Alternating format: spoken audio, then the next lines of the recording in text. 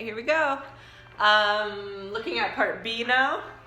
We have cosine of 2x equals 3 cosine x minus 2. What we're going to do here first is apply the double angle formula for cosine. And actually we have 3 choices for that one, right?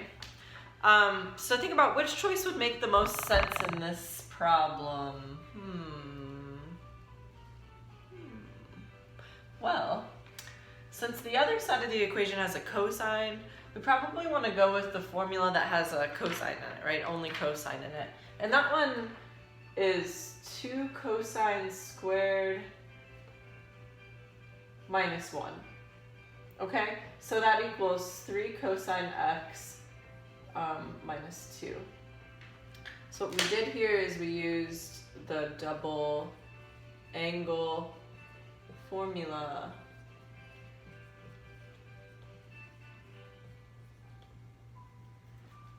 Alrighty, so at this point, we have a cosine squared and we have a cosine. So it's kind of like having a quadratic equation. What we want to do is get all of the terms onto one side of the equation. We'll move everything over to the left. So I'm going to keep this 2 cosine squared over here. We'll subtract the 3 cosine x over. And we'll add the 2 over, so that becomes plus 1. So we have 2 cosine squared minus 3 cosine plus 1 equals 0. Now it really looks like a quadratic equation, right? To make it look even more like a regular old quadratic equation, we're going to make a substitution. I'll write this over to the side. I'm going to let u hold the place of cosine of x. So that would mean that we have 2, this would be u squared because the entire cosine was squared there, minus 3u plus 1 equals 0. Aha, that's a quadratic equation. A beautiful quadratic equation. So what do? Well, you can definitely use the quadratic formula if that's your preference. You could pause the video right now and do that yourself. Or you can factor, which is my preference. I like to factor if possible, and this one does factor.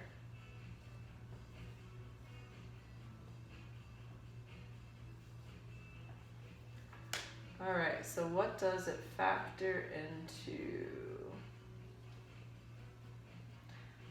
I think we would need these to both be minus 1, right? We had 2u minus 1 times u minus 1. Yep, that seems to work. If you imagine multiplying it back out, you would get this. So we can go ahead and split this up now, set these equal to 0 separately from one another. And we can set them equal to 0 separately from one another and solve. So we get u equals 1/2 and we get u equals 1.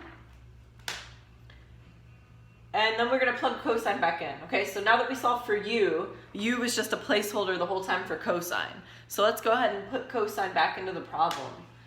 We really want to solve for x. So we're going to figure out where is cosine of x equal 1/2 and where is cosine of x equal to 1. And these are nice unit circle numbers, right? So we can get nice, exact, beautiful answers without using any inverse trig. Cosine is 1/2 at pi over 3. Put a plus 2 pi k on that. And it's also, cosine is also 1/2 at 5 pi over 3. Okay, where's cosine 1? That only happens at one spot, right? That happens at 0.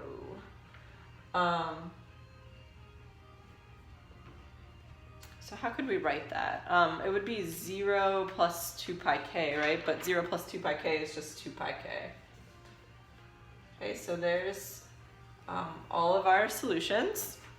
And then we want to list within 0 to 2 pi. Alright, what do we have going on there? Well, if k is 0, we're going to get pi over 3 as an answer. Over here we get 5 pi over 3 as an answer. And over here, if k is 0, we get 0 as an answer. Can we put 1 in for k or -1 in for k anywhere? I don't think so, right? We would get answers that are too big if we put 1 in for k.